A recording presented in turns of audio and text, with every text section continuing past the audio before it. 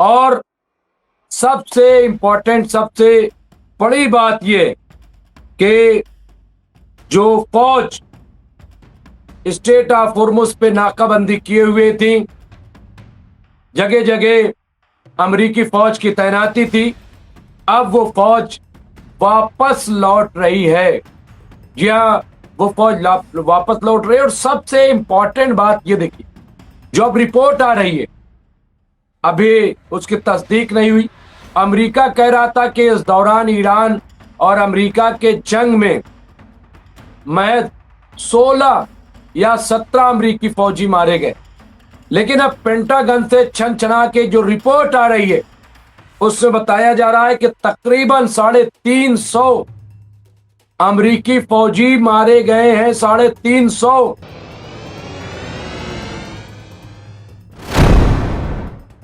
आदाब, मैं हूं मुमताज आलम रिजवी और इस वक्त मैं आपकी खिदमत में लाइव हाजिर हुआ हूं। बात करूंगा अमेरिका, ईरान, इजराइल, फिलिस्तीन और पूरे मसले पर हर रोज की तरह अपडेट आपकी खिदमत में पेश करूंगा। और इस वक्त सुबह के 10:30 बज रहे हैं और इस वक्त आपके सामने जो भी अपडेट्स हैं वो पेश की जाएंगी। और ख़ास तौर से जो ईरान और अमेरिका के दरमियान जो मुआहदा हुआ है और इस मुआहदे से इजराइल को जो तकलीफ हो रही है और जिस तरह से इजराइल जंगबंदी के इस प्रोसेस को बिगाड़ना चाहता है, तोड़ना चाहता है।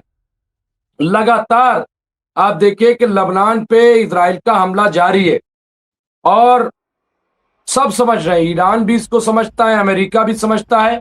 लेकिन सवाल बहुत बड़ा है जो मैं आज उठाना चाहता हूं कि जिस तरह के हमले हो रहे हैं, भाई समझते सब है तो कोई रोकेगा, कोई हाथ पकड़ेगा।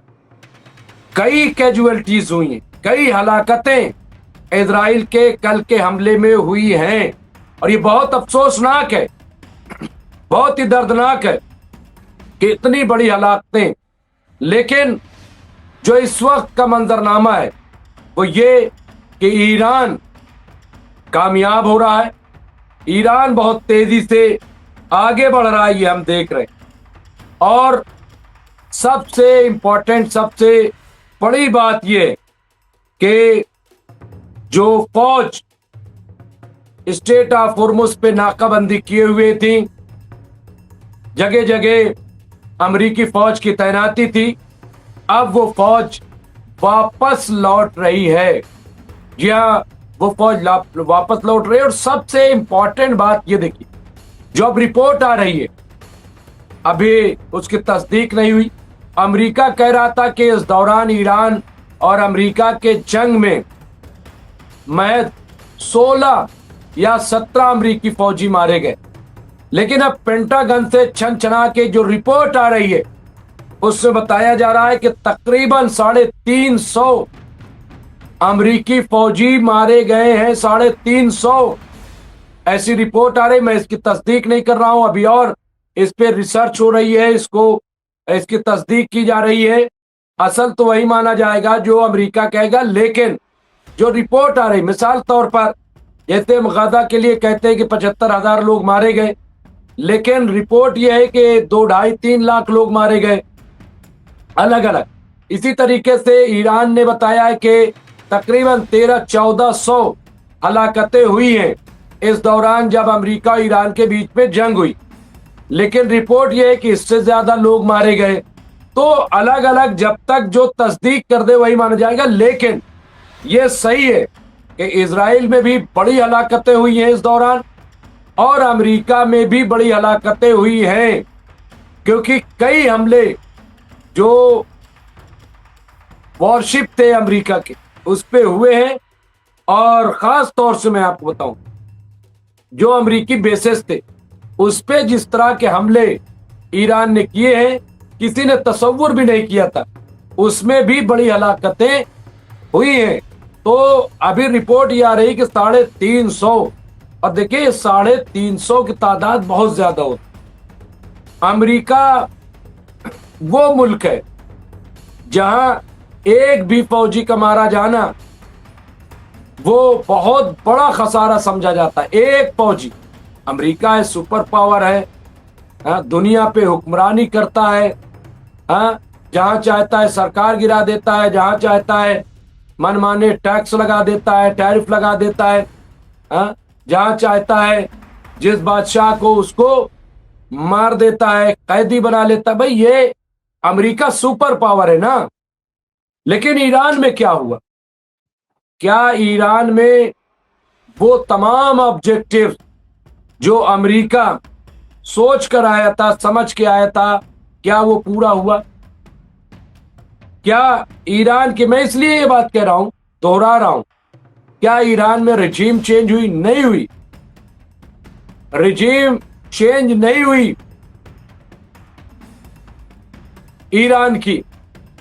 वहां पे आयतुल्लाह सैयद अली खामनाई के जो बेटे हैं, आयतुल्लाह मुश्तबा खामनाई, वो आ गए।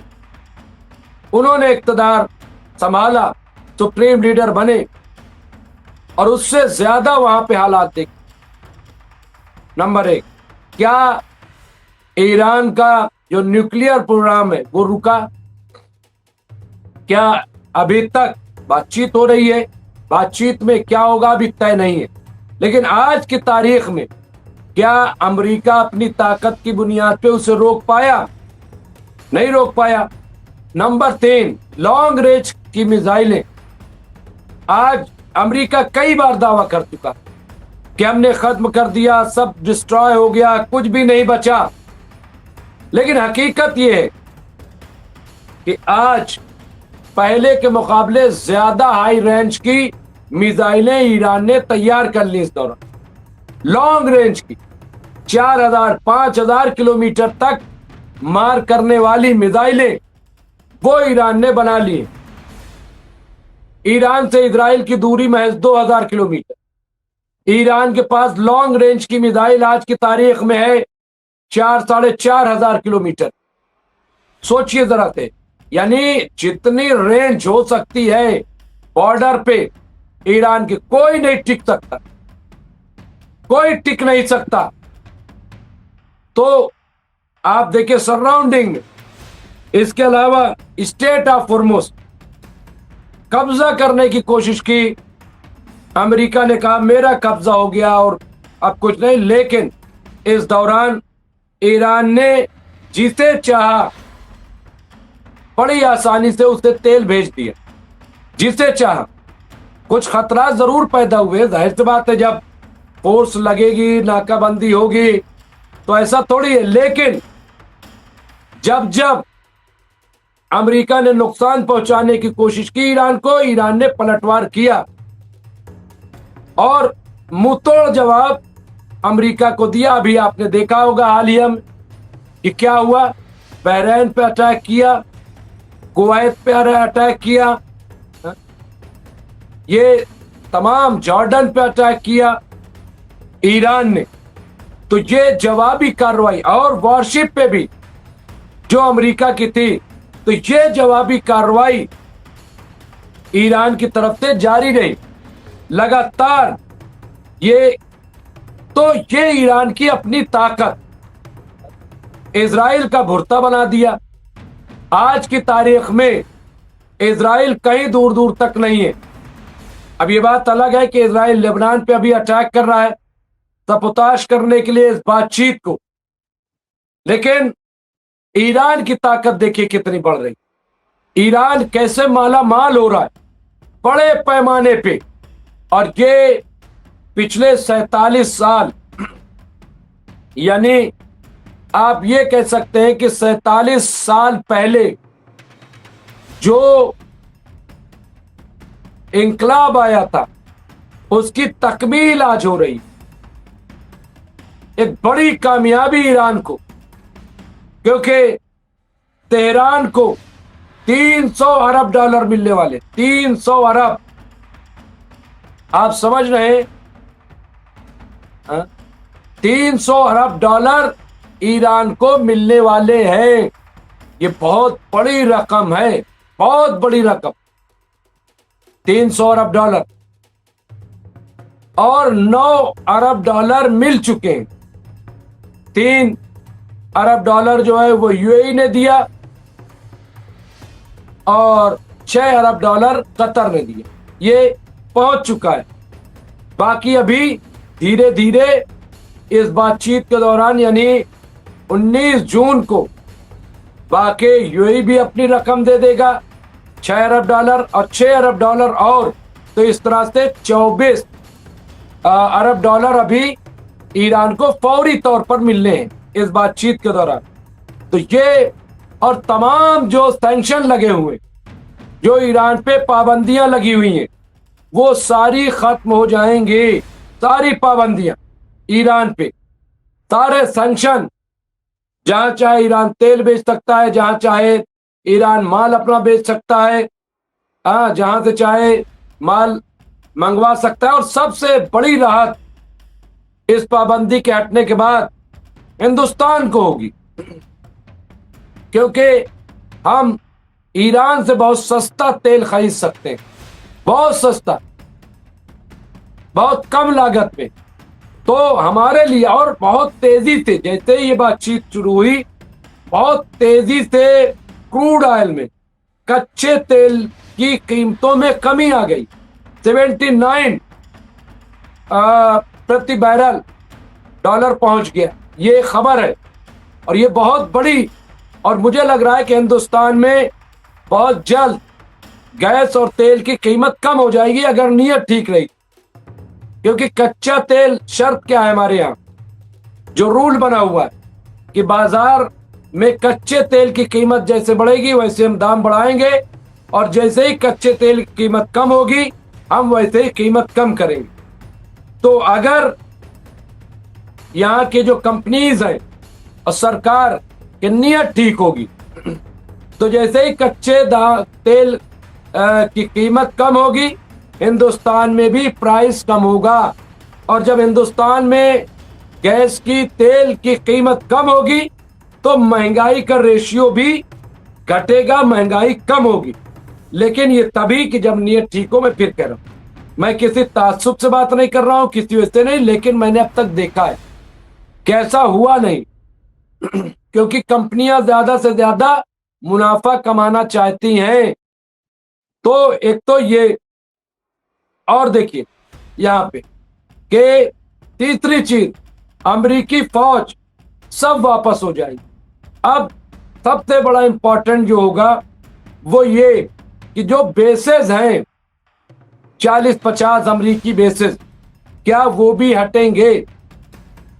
एक बड़ा सवाल है, क्योंकि ईरान बार बार कहता रहा है कि इन बेसेस को हटाओ। और खास तौर से जो मुस्लिम ममालिक हैं, खास तौर से मुस्लिम ममालिक से भी ईरान कहता रहा है कि अगर अपनी सिक्योरिटी चाहते हो, अपनी सेफ्टी चाहते हो, तो यहां से आप ले जाओ, ये बेसेस को आप हटा दो। जब तक बेसेस रहेंगे और बेसेस का इस्तेमाल हमारे खिलाफ होगा, हम उसका जवाब देंगे। ये ईरान ने बहुत साफ, तो क्या ये बेसेस भी हटेंगे? हमारे साथ बहुत शेख करीम साहब जुड़ गए, रेशमा बानो, तबरेज साहब, तबरेज आलम सिद्दीकी साहब, ये सारे लोग, सुबर्णा राज जी भी जुड़ गए हैं। सारे लोगों का मैं इस्तकबाल करता हूँ, खैर मकदम करता हूँ। शेख करीम साहब, मैं आ रहा हूँ। उन्होंने लिखा है कि विश्व पटल के मीडिया से फिलिस्तीन का मसला क्यों गायब है? क्या इस समझौते में ईरान ने फिलिस्तीन को नहीं जोड़ा? नहीं, आप नहीं समझ रहे। ईरान ने पूरे खित्ते में जंगबंदी की बात की है, पूरे खित्ते में। ये मैं आपको बता दूं, जिसमें लेबनान समेत लिखा हुआ है, और बातचीत हो रही है। अभी देखिए, मुआहदे जंगबंदी का जो हुआ था उसमें कतर शामिल था, तुर्की शामिल था, मिस्र शामिल, इनको शामिल करके जंगबंदी हुई। और गाजा में फिलहाल जो है वो कोई ऐसी चीज नहीं देखने को मिल रही। अभी वहां पे छुटपुट घटनाएं जरूर हो रही, लेकिन मैं आपको अपडेट दे देता हूं। यहाँ अमेरिका ईरान समझौते के बावजूद दक्षिणी लेबनान में इजरायली हमलों में 4 लोग, वो हम जो बता रहे हैं, हालांकि कल बहुत डांट लगाई है फिर। और गाजा को भी इजराइल से कहा गया है कि वो खाली करे। वहां से जाए अपनी फौज, लेकिन इजराइल अड़ा हुआ है। अब ये 19 जून को फाइनल साइन होने के बाद मुझे ऐसा लग रहा है कि होगा। अब यहाँ पे देखिए ट्रंप का कहना है होर्मुज को शुक्रवार तक अस्थायी रूप से पूरी तरह से खोल दिया जाएगा और वहां से फौजें भी चली जाएंगी। अब यहाँ पे देखिए अंतरराष्ट्रीय समुदाय अपनी राजनयिक प्रासंगिकता तेजी से खो रहा है। यहाँ पे इजराइल के रक्षा मंत्री ये इजराइल कॉर्ड्स ने स्पष्ट उदाहरण दिया है कि कैसे आप देखें कि ये चीजें हो रही। तो ऐसा नहीं है कि इजराइल अमेरिका ईरान समझौते के बाद इजरायली विश्लेषकों ने नेतन्याहू को झूठा और ट्रंप द्वारा अपमानित बताया। यहाँ पे देखिए किस तरह की चीजें। तो यहाँ पे देखिए जो बार बार इजराइल ये कह रहा है कि हम वहां पे अड़े रहेंगे, जमे रहेंगे, ऐसा नहीं है। और गजा से अभी कोई ऐसी खबर नहीं आई है कि जहां पे हलाकतें हुई हो, जहां पे किसी को फिलहाल मारा गया हो, वहां पे अभी ऐसी कोई खबर नहीं आ रही। मैं अभी देख रहा था मिडिल ईस्ट मॉनिटर, मैं आपको दिखा भी देता हूं कि मिडिल ईस्ट मॉनिटर पे क्या चल रहा है। सिर्फ लेबनान में 4 लोगों की मौत हुई है, यहाँ पे मैं आपको दिखा देता हूं। तो ऐसा नहीं है कि वहां पे बातचीत नहीं हो रही है, लेबनान में सिर्फ ये हुआ है। बाकी गाजा के हालात अभी ठीक है, ये आप देख सकते हैं। यहाँ पे बिल्कुल ताज़ा ये घटनाक्रम है, ये लेबनान की अपडेट है। ये तस्वीर मैं आपको पेश कर रहा हूँ। मुझसे सवाल शेख करीम साहब ने किया था और बड़ा अच्छा सवाल था और ये बताना भी ज़रूरी था। तो ये आप देख सकते हैं। यहाँ पे आप देखिए यहाँ ये आप देख सकते हैं, ये पूरा मंजरनामा हम आपको दिखा रहे हैं यहाँ पे। और पूरी दुनिया, सबसे बड़ी चीज ये है कि इस मुआहदे का इस्तकबाल कर रहे हैं। और आप क्या बात कर रहे हैं, आप देखिए कि जो अमेरिका ने फैसला लिया इजराइल से मुताल्लिक, बहुत बड़ा फैसला, बहुत बड़ा फैसला यहाँ पे लिया है। आप देखिए यहाँ पे समझौते के बाद पहली बार ईरानी जहाज बिना किसी बाधा के अमेरिकी नौसैनिक नाकाबंदी क्षेत्र को पार कर पाए हैं। ये रिपोर्ट आई है, ये रिपोर्ट बहुत इंपॉर्टेंट मैं समझता हूं कि यहाँ पे ये देखने को मिल रही है, बहुत इंपॉर्टेंट रिपोर्ट यहाँ पे। इसके अलावा वकील के अनुसार इजरायली सुप्रीम कोर्ट ने फिलिस्तीनी डॉक्टर की हिरासत के खिलाफ अपील खारिज कर दी है। इसके अलावा एक और मैं जलकर राख हो जाता, अमेरिकी नागरिक ने वेस्ट बैंक के कस्बे में इजरायली कब्जेदार के हमले का ब्यौरा दिया कि किस तरह के हमले। तो यहाँ पे ये आप देखिए बहुत बड़ी बात है। और सबसे इंपॉर्टेंट देखिए, मैं आ रहा हूँ, आप जो सवाल कर रहे हैं मैं उसका जवाब आपको दे रहा हूं। कितना इंपॉर्टेंट जवाब यहाँ पे मैं आपको बता रहा हूं। और वो ये कि आप देखिए अमेरिका करने क्या जा रहा है, बहुत बड़ी बात है ये। 2 लोग वहां के रक्षा मंत्री और CIA चीफ, दोनों को हटाया जा रहा है। और ये कौन कर रहा है, ये अमेरिका करने जा रहा है। डोनाल्ड ट्रंप ईरान डील के बाद रक्षा मंत्री पीट हेगसेथ और CIA चीफ को हटा सकते हैं। ये जानकारी अमेरिकी अधिकारी ने यहूदी मीडिया को दी है। इसके मुताबिक इन दोनों अधिकारियों ने ईरान डील का विरोध किया था। हेगसेथ ईरान के खिलाफ युद्ध शुरू करने में सबसे आगे थे। अब आप सोच लीजिए कि जो मुल्क अपने रक्षा मंत्री को हटा रहा है, अपने लोगों को हटा रहा है, वो इजराइल का क्या होगा।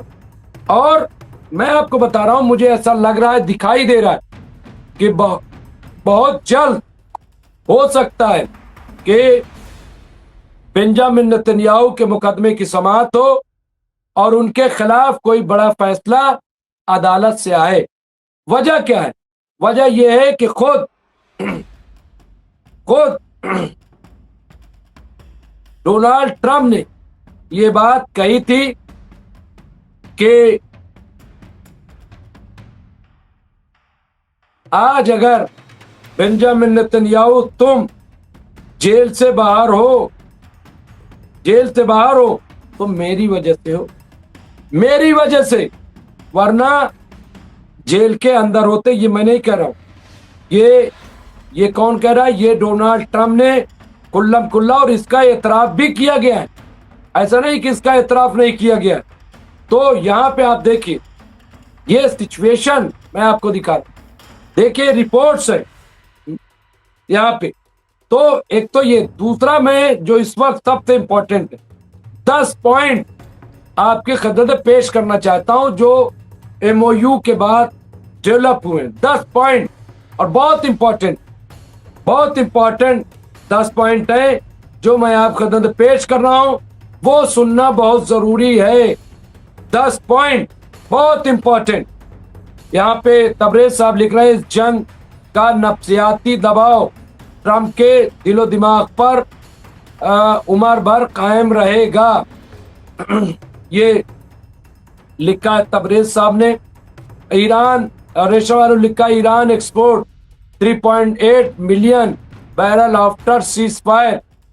ये report Trump said Israel committing genocide by attacking full apartment.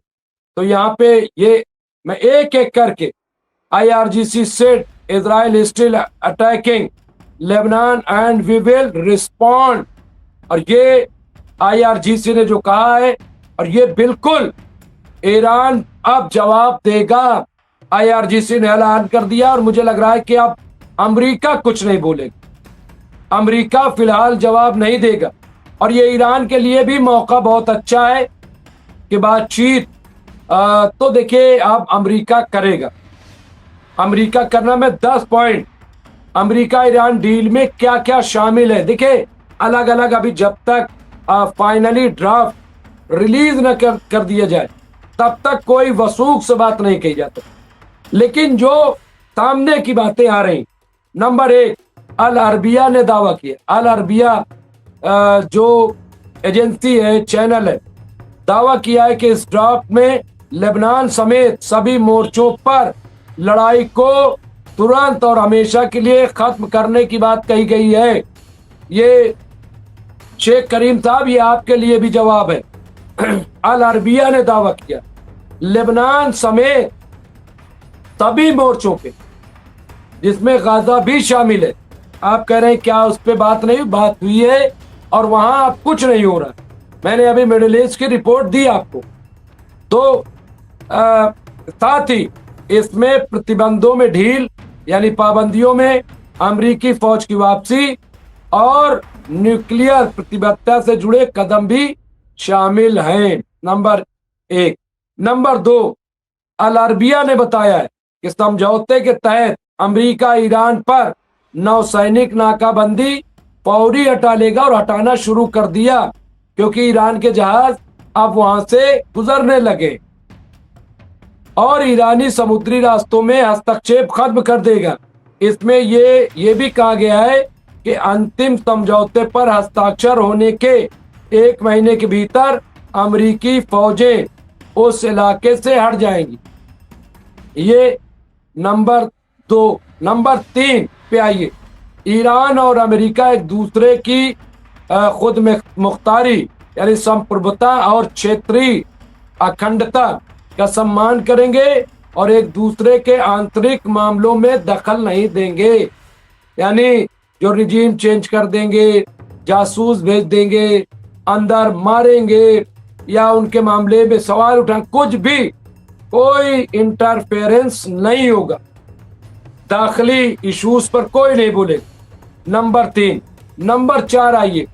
Number 4, बदले में ईरान 1 महीने के भीतर होर्मुज जलडमरू को फिर से खोल देगा, जिसमें दुनिया के सबसे अहम ऊर्जा मार्गों में से एक से आवाजाही पूरी तरह से बहाल हो जाएगी। पूरी तरह से। 1 महीना इसलिए ले रहा है ईरान क्योंकि वहां पे जो माइंस बिछी हुई हैं, वहां पे जो खतरात हैं, उनको टाला जा सके, किसी तरह का हादसा पेश ना आए।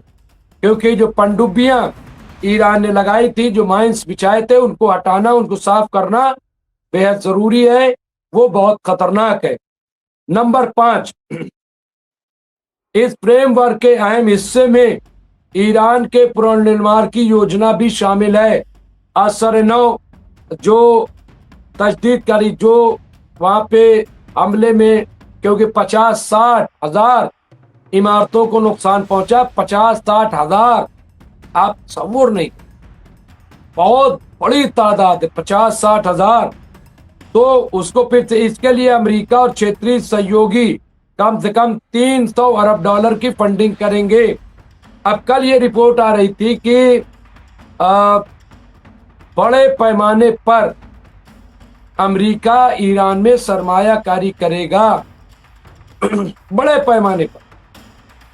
तो अब्दुल वाहिद साहब कह रहे थे कि इसको ये भी माना जा सकता है कि बैकडोर से ये भरपाई कर रहा है अमेरिका शर्तों की वजह से जो नुकसान किया है, क्योंकि मुआवजा ईरान ने मांगा और ये जंग थोपी गई थी अमेरिका की तरफ।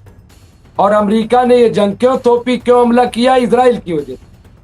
और ये मैं नहीं कह रहा हूं, जेडी वेंस ने कहा कि तुमने धोखा दिया, यानी इजराइल को गलत बयानी किया और अमेरिका को मजबूर किया हमला करने के लिए, अमेरिका को फंसा दिया। ये नाराजगी है।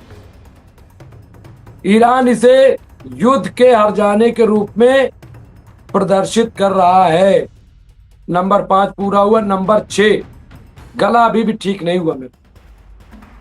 नंबर 6, इस समझौते के पूरी तरह लागू होने के बाद ईरान पर लगे अमेरिका के सभी मौजूदा प्रतिबंध हटा दिए जाएंगे। सभी फ्री हो जाएगा ईरान पूरी तरह से। और 47 साल बाद ये बहुत बड़ी कामयाबी ईरान को मिल रही है, बहुत बड़ी कामयाबी। इनमें संयुक्त राष्ट्र सुरक्षा परिषद यूएनएससी और international atomic energy agency IAEA के उपायों से जुड़े प्रतिबंध भी शामिल हैं, उनसे भी फ्री किया जाएगा। नंबर 7 आइए, बहुत इंपॉर्टेंट पॉइंट। नंबर 7, अल अरबिया के अनुसार ईरान के कच्चे तेल के निर्यात को पूरी मंजूरी मिल जाएगी, जिसमें ग्लोबल बैंकिंग, इंश्योरेंस और शिपिंग सिस्टम तक इसमें पहुंच शामिल होगी। ये सब चीजें, यानी पूरी तरह से ईरान फ्री हो जाएगा, फ्री होल्ड। और फिर मैं कह रहा हूं कि इसका फायदा सबसे ज्यादा भारत को मिलने वाला है, सबसे ज्यादा भारत को मिलने वाला इसका फायदा, क्योंकि ये नंबर 7 बयान किया अल अरबिया के हवाले से। 3 पॉइंट और बचे हैं, बहुत इंपॉर्टेंट है, जानना जरूरी है। तो ये और अल अरबिया के हवाले से मैं ये बता रहा हूं। यहाँ पे नंबर 8, और ये बहुत बड़ी बात है कि यहाँ पे हिंदुस्तान को, हमें बड़ी खुशी है कि एक बड़ा फायदा होने जा रहा है। नंबर 8, विदेशों में मौजूद ईरान की सभी फ्रीज की गई संपत्तियों को जारी किया जाएगा और पूरी तरह से उपलब्ध कराया जाएगा। यानी ऐसा नहीं है कि बस कह दिया कि हाँ ठीक है, नहीं, जैसे भेजा गया जहाज में लाद कर 9 अरब डॉलर, तो इसी तरह से उनके पैसे जो फ्रीज हैं, और 43 साल से बहुत बड़ी रकम है, 130 अरब बिलियन, इतना जो है, इतनी रकम, तो ईरान माला माल होगा। देखिए, अगर पाबंदी हटते ही ईरान जो है खुद मुख्तार होगा और तेल की आवाजाही शुरू हो जाएगी। बहुत सारी चीजें, बहुत सारी तिजारत है, तो ये बहुत बड़ी कामयाबी, और यही इजराइल नहीं चाहता था। नंबर 8, विदेशों में मौजूद। अच्छा, नंबर 9, समझौते में ईरान ने वादा किया है कि वो कभी भी परमाणु हथियार नहीं बनाए, कभी भी। ईरान ने वैसे भी कहा था कि हम कभी नहीं बनाएंगे, हमारे यहाँ हराम है, ये फतवा जारी है, तो ये कोई नई बात नहीं है। ईरान और अमेरिका इस बात पर सहमत है कि एनरिच यूरेनियम और परमाणु से जुड़े अन्य सभी आपसी सहमति वाले मुद्दों पर अंतिम समझौते में उचित रूप से विचार किया जाएगा। यानी अभी जो 19 जून को होना है, उसमें ये न्यूक्लियर इशू नहीं आएगा। अंतिम समझौते होने तक ईरान परमाणु कार्यक्रम पर यथास्थिति बनाए रखें, यानी जो है अभी वैसे ही रहेगा। ये जब हतमी फैसला होगा तब देखें। आखिरी बात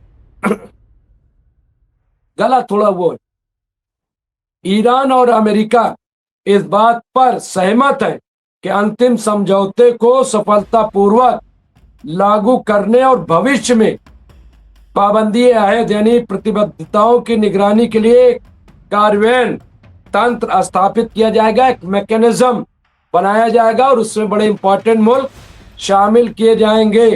तो ये 10 पॉइंट बड़े इंपॉर्टेंट यहाँ पे जिनको आप देख सकते हैं, और मुझे ऐसा लग रहा है कि ये यही वो पॉइंट है जो अब मुझे ऐसा लग रहा है कि आने वाले दिनों में जिस पे दस्तखत होगा, और इसमें ईरान का कहीं कोई दूर दूर तक नुकसान नहीं है, ईरान का फायदा ही फायदा है। तो ये बड़ी अपडेट्स यहाँ पे ब्रेकिंग के तौर पे, और सबसे इंपॉर्टेंट ये यहाँ पे देखिए एक और बड़ी खबर आ रही है, बहुत अल जजीरा से ये खबर यहाँ पे क्या होगा जब सिग्नेचर हो जाएगा, यहाँ पे बड़ी खबर आ रही है अल जजीरा, वो भी मैं दे दूं। अमेरिका ईरान एमयू पर दस्तखत कब होंगे?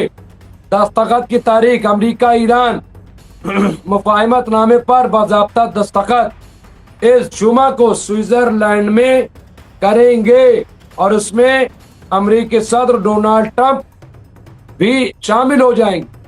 और अगर डोनाल्ड ट्रंप आए तो ऐसा कहा जा रहा है कि पेजेश्कियान भी जा सकते हैं, ईरानी सदर, और ये पहला मौका होगा जब दोनों लीडर एक साथ बैठेंगे। ये बहुत बड़ी बात होगी, बहुत इंपॉर्टेंट होगी, लेकिन क्या ये होगी इस पर हमारी नजर बरकरार है। मोहम्मद वैस साहब, जनाब मुमताज, वालेकुम अस्सलाम भाई।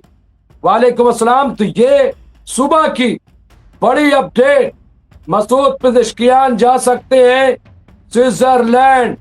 यहाँ पे देखिए ये बड़ी खबर, डोनाल्ड ट्रंप भी वहां पहुंच सकते हैं, और ये बहुत बड़ी बात होगी, बहुत इंपॉर्टेंट। यहाँ पे स्विस वजारत खारजा के मुताबिक ये तकरीब लोसरन के करीब बर्गन स्टॉक रिसोर्ट में होगी। एमयू पर दस्तखत कौन करेगा? अमेरिकी हुक्काम मुताबिक ट्रंप, वेंस और ईरानी पार्लियामेंट के स्पीकर मोहम्मद बाकर गालिबॉफ पहले ही इस मुआहदे पर इलेक्ट्रॉनिक तौर पर दस्तखत कर चुके हैं।